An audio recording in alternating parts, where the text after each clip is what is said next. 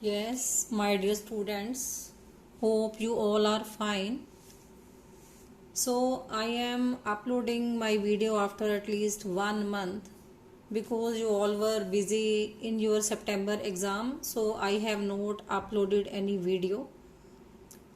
So on request of students comment section में बहुत सारे स्टूडेंट्स की रिक्वेस्ट आई हुई है और पर्सनली भी आई है काफ़ी बच्चों की to upload video on the Indian economy. So I have tried कि आपका जो मैटर सब्जेक्ट मैटर है वो एनसीईआरटी में से भी लिया है मैंने और डिफरेंट बुक्स भी कंसल्ट की हैं ताकि आपको प्रॉपर कंसेप्ट की अंडरस्टैंडिंग भी हो जाए और आपका सिलेबस भी कवर हो जाए और सारे इंपॉर्टेंट कंसेप्ट्स मैंने कोशिश की है इसमें कवर अप हो जाए। So I am starting today with topic poverty. Current challenges का ये पार्ट है आपके सिलेबस का, poverty, and it is very very important topic. So poverty एक लेमैन की लैंग्वेज में हम क्या कहते हैं कि पॉवर्टी क्या है? गरीबी। अब इसको डिफाइन हम किस तरीके से कर सकते हैं, गरीबी क्या है? सो दिस डेफिनेशन, एक जनरल सी definition I have written. So poverty is the inability to fulfil the basic requirements of life, कि अगर हम लाइफ की बेसिक रिक्वायरमेंट्स को पूरा न कर पाए, वो बेसिक रिक्वायरमेंट्स कौन सी हैं, वो मिनिमम रिक्वायरमेंट्स कौन सी हैं? They are food, clothing, housing, एक basic education and health facilities.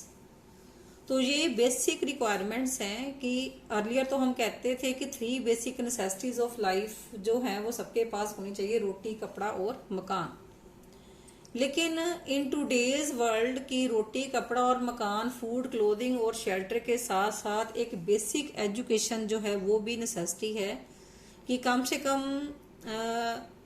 लोग प्लस माइनस मल्टीप्लाई इतना तो सीख लें अपने सर्वाइवल के लिए, और एक बेसिक हेल्थ फैसिलिटीज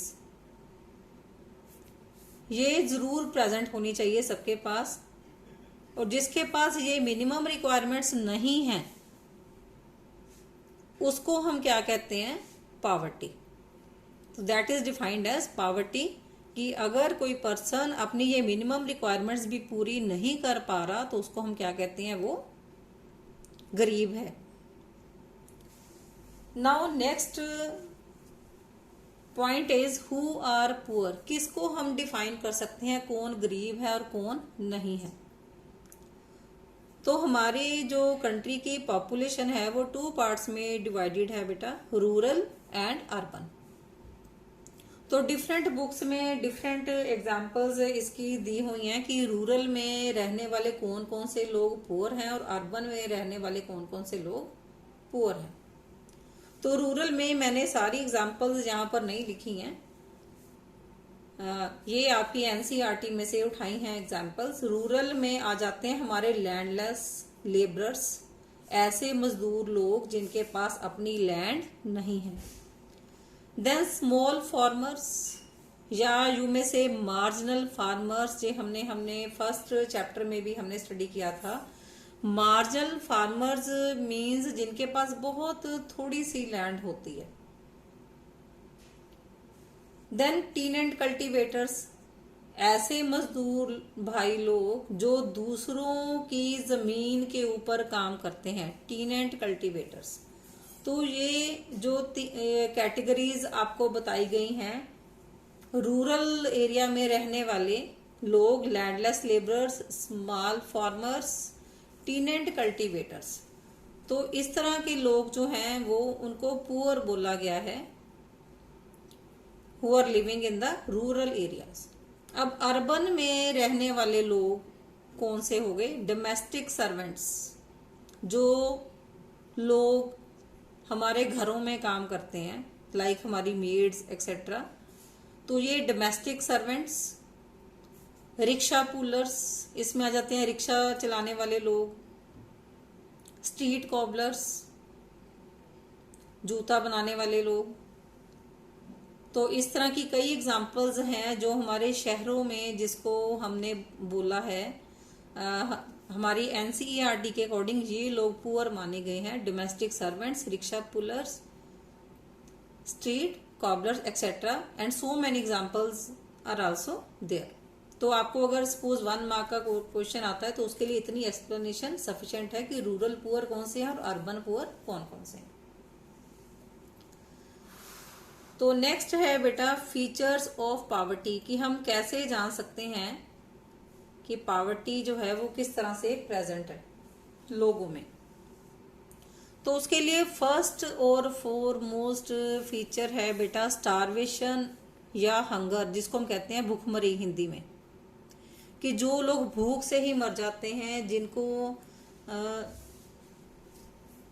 2 वक्त का खाना भी हम कह सकते हैं नसीब नहीं होता, तो उसको हम कहते हैं स्टारवेशन या हंगर। तो इस तरह की जब प्रेजेंस होती है उसको हम पॉवर्टी की डेफिनेशन के अंदर ले सकते हैं।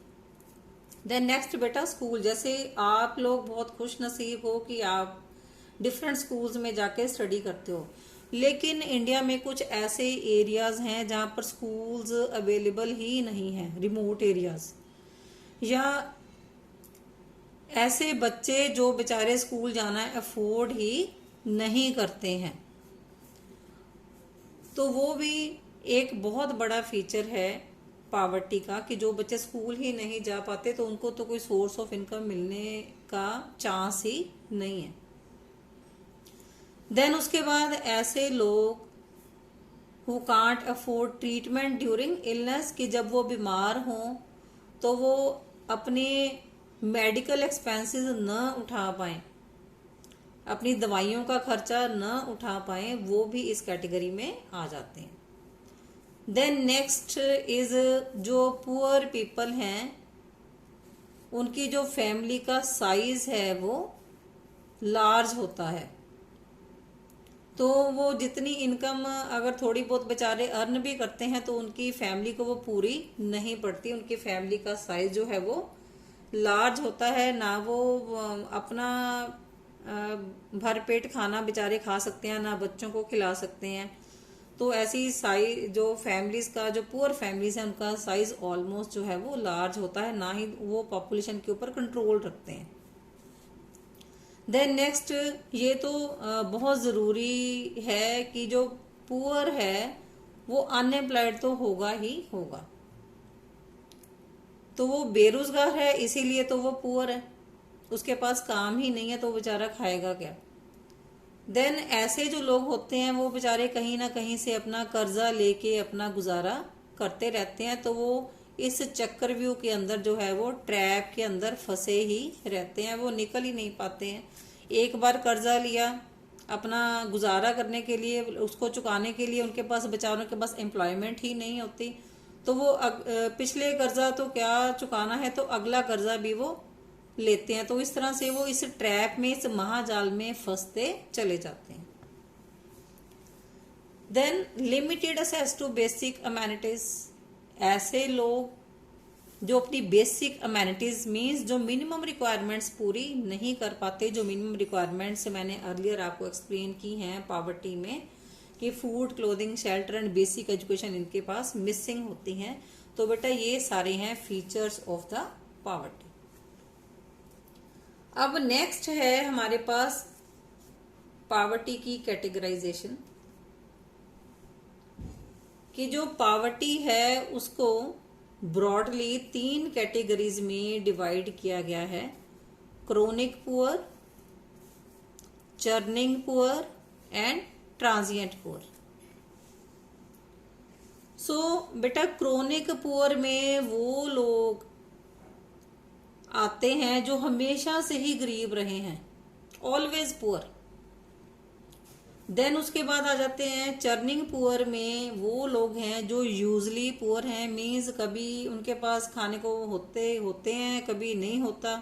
तो लाइक इसमें कैजुअल वर्कर्स आ जाते हैं, दिहाड़ीदार मजदूर। So sometimes these people are poor, sometimes not poor.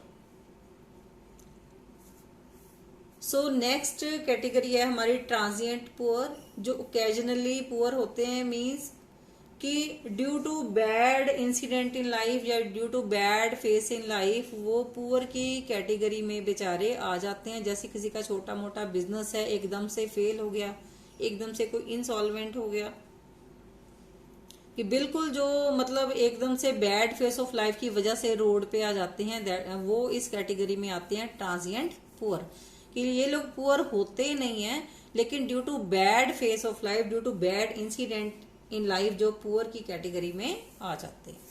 तो ये 3 कैटेगरीज हैं हमारे पास, chronic poor, churning poor, transient poor. So बेटा कमेंट सेक्शन में जरूर लिखा करो कि आपको कंसेप्ट की क्लैरिटी हो रही है, ताकि फिर मैं उस तरीके से आपकी वीडियोस अपलोड करती रहूं और आपकी हेल्प करती रहूं। सो नेक्स्ट है बेटा मेजर्स ऑफ पावर्टी। पावर्टी का जो मापदंड है, किस तरीके से हम पावर्टी को नाप सकते हैं, किस तरीके से उसको मेजर कर सकते हैं, मेजरिंग रोड क्या है। तो पावर्टी को मापने के लिए पावर्टी को 2 पार्ट्स में फर्दर इसको डिवाइड किया गया है, relative poverty and absolute poverty. तो जितना ये हम कंसेप्ट डिस्कस कर रहे हैं, ये short questions of point of view से बहुत इंपॉर्टेंट है। अब बेटा रिलेटिव पावर्टी क्या है? अब हर कंट्री में जो डिस्ट्रीब्यूशन ऑफ इनकम है, मोस्टली जो डेवलपिंग कंट्रीज हैं उसमें उनमें अनइक्वल डिस्ट्रीब्यूशन ऑफ इनकम है। सो इसमें हम अगर हम कंपैरिजन में पावर्टी को स्टडी करते हैं, फॉर एग्जांपल अगर मैं कहूं कि mister X is poor then mister Y, या कोई एक कंट्री है X country is more poor then Y country, जब हम कंपैरिजन में पावर्टी को स्टडी करते हैं, so in terms of comparison it is said to be relative poverty. Then absolute poverty को हम कंपैरिजन में स्टडी नहीं करते। जैसे फॉर एग्जांपल कि अगर मैं कहूं कि 20% हमारी कंट्री की जो पॉपुलेशन है वो पावर्टी लाइन से नीचे रहती है, बिलो पावर्टी लाइन रहती है, तो उसको मैं कहूंगी एब्सोल्यूट पावर्टी, जिसमें हम नंबर ऑफ पीपल फिक्स करते हैं कि इतने बिलो पावर्टी लाइन रहते हैं और इतने पावर्टी लाइन से ऊपर रहते हैं। ठीक है, so that is absolute poverty. So I hope relative poverty और एब्सोल्यूट पावर्टी का मीनिंग आपको क्लियर हो गया होगा। जब हम कंपैरिजन में स्टडी करते हैं पावर्टी को, वो रिलेटिव पावर्टी है। तो जब हम कंपैरिजन में स्टडी न करके कि एक परसेंटेज में या एब्सोल्यूट फिगर में उसको स्टडी करते हैं, that is said to be absolute poverty. So next है पावर्टी लाइन।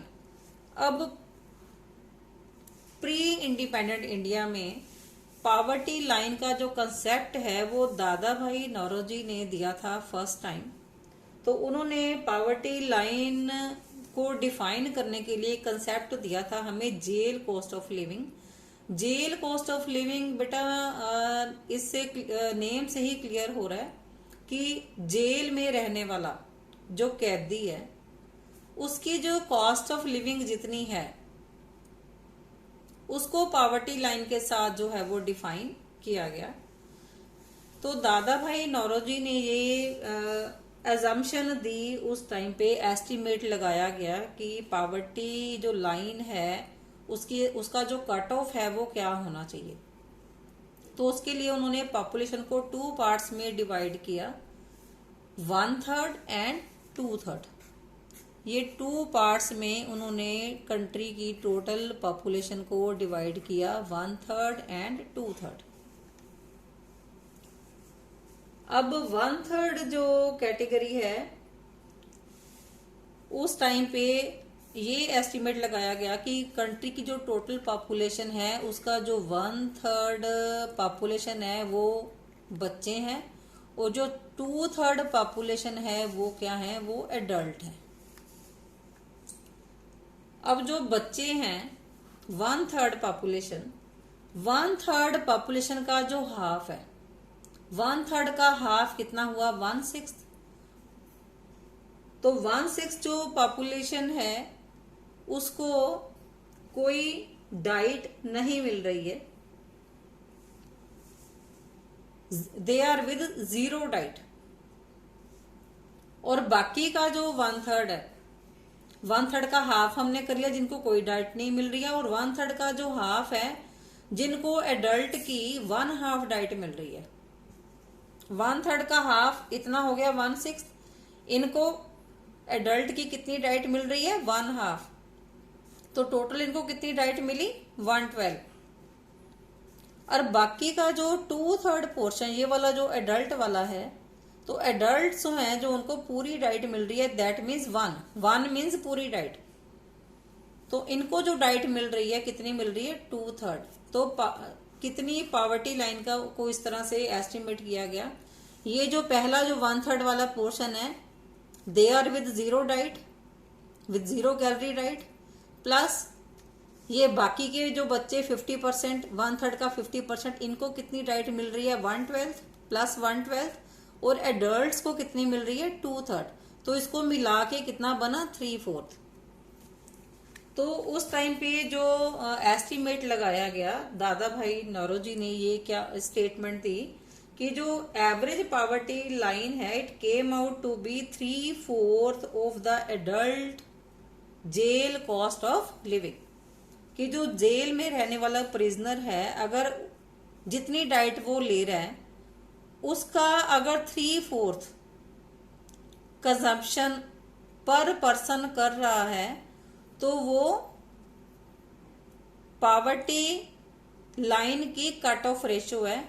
अगर वो 3/4 से ज्यादा कंज्यूम कर रहा है तो वो गरीब नहीं है, अगर वो 3/4 कंज्यूम कर रहा है या इससे नीचे कंज्यूम कर रहा है तो वो गरीबी रेखा से नीचे है। सो इस एग्जाम्पल को आप फिर से थोड़ा बैक करके दोबारा रिवाइज कर लेना, अदरवाइज ये बोर्ड पॉइंट ऑफ व्यू से इतना इम्पोर्टेंट कंसेप्ट नहीं है, बट जिन बच्चों ने पूरे 100 मार्क्स लेने हैं उनके लिए तो इम्पोर्टेंट है।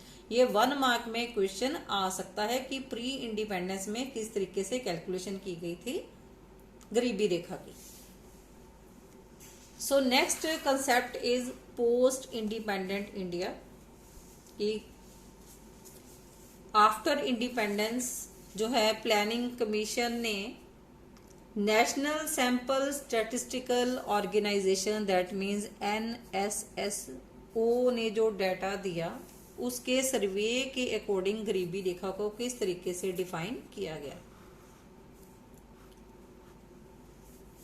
सो पॉवर्टी लाइन का एक कट ऑफ क्राइटेरिया जैसे प्री इंडिपेंडेंट इंडिया में डिसाइड किया गया, सेम वे आफ्टर इंडिपेंडेंस भी डिसाइड किया गया।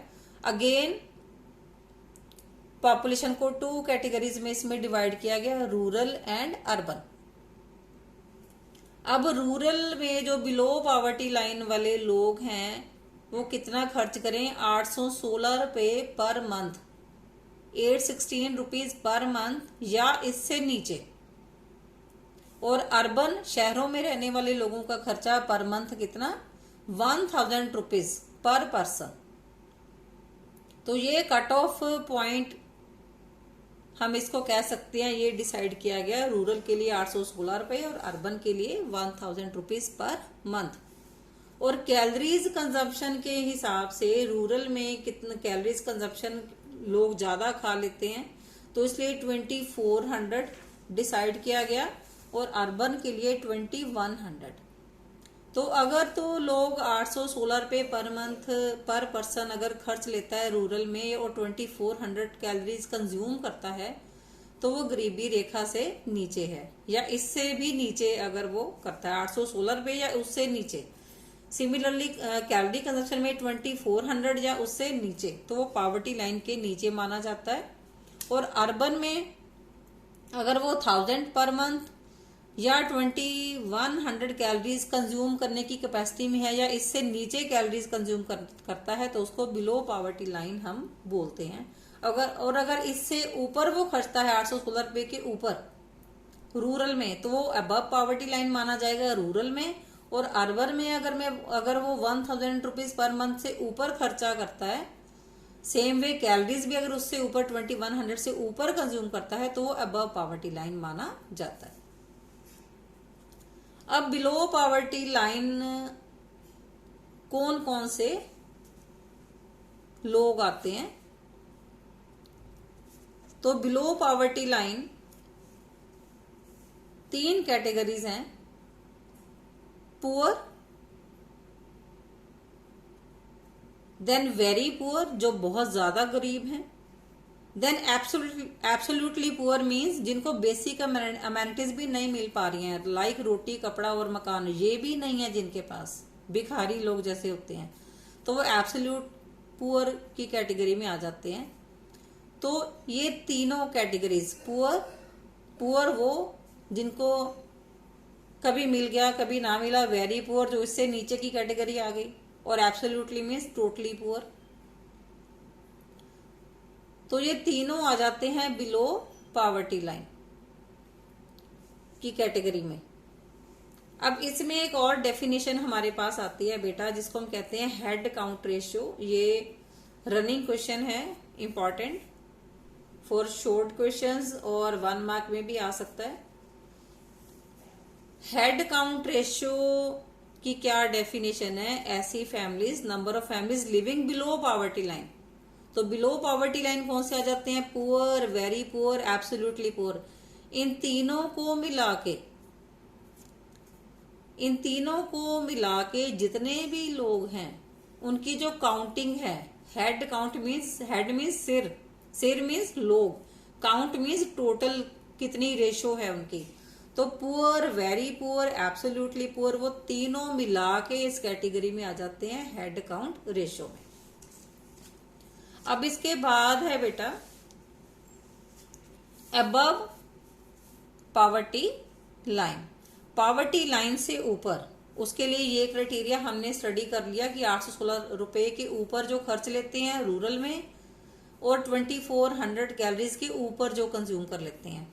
सिमिलरली अर्बन में 1000 पर मंथ से ऊपर जो कंज्यूम कर लेते हैं, और 2100 कैलोरीज से ऊपर जो कंज्यूम कर लेते हैं वो अबव पॉवर्टी लाइन की कैटेगरी में आ जाते हैं। तो इसमें सबसे पहले आते हैं नोट्स ऑफ पुअर जो बहुत ज्यादा गरीब नहीं है, then middle class second number पे, थर्ड नंबर पे आ जाते हैं हमारे मिडिल से ऊपर upper middle class, then upper middle से ऊपर आ जाते हैं हमारे पास रिच, देन रिच से भी ऊपर कैटेगरी होती है हमारे पास मिलियनियर्स एंड ट्रिलियनियर्स, लेकिन वो हम इसमें नहीं ले रहे हैं क्योंकि हमारे सिलेबस में यही 4 कैटेगरीज हैं अकॉर्डिंग टू अपना जो एनसीईआरटी का सिलेबस है या जो सीबीएसई का सिलेबस है। तो बेटा आज हमने कवर अप कर लिया पॉवर्टी का मीनिंग, पुअर किसको कहते हैं, क्या क्या फीचर्स प्रेजेंट होने चाहिए पॉवर्टी के लिए, देन कैटेगराइजेशन, पॉवर्टी को 3 पार्ट्स में डिवाइड किया गया, chronic, churning poor and transient poor. Then उसके बाद है रिलेटिव एंड एब्सोल्यूट पॉवर्टी, इस तरीके से जो पॉवर्टी को हम मेजर कर सकते हैं। Then poverty line pre independence, जो दादा भाई नौरोजी ने कंसेप्ट हमें दिया उसकी calculation, then post independence India की आज़ादी के बाद किस तरह से पॉवर्टी लाइन को डिफाइन किया गया, उसका कट ऑफ पॉइंट, ये भी 1 मार्क में पूछा जा सकता है आपसे। देन बिलो पॉवर्टी लाइन कौन कौन है एंड अबव पॉवर्टी लाइन कौन कौन है। तो I hope this concept is clear to you. Then head count ratio भी आपको एक्सप्लेन कर दिया गया। इसका जो नेक्स्ट पार्ट है that I will explain in the next video. और बेटा कमेंट सेक्शन में जरूर बताएं मुझे कि how you find your topic, आपको ये टॉपिक किस तरह से लगा। तो आपकी रिक्वेस्ट पे ही मैंने ये टॉपिक जो है वो नोट्स बनाए हैं, देन उसको अपलोड किया है इजी लैंग्वेज में, इसको एक्सप्लेन करने की कोशिश की है ताकि आपको जो पॉवर्टी का कंसेप्ट है वो पूरा क्लियर हो जाए। So thanks for your patient listening. जुड़े रहें वीडियोस के साथ और अपने कंसेप्ट्स को क्लियर करते रहें। Thanks for listening.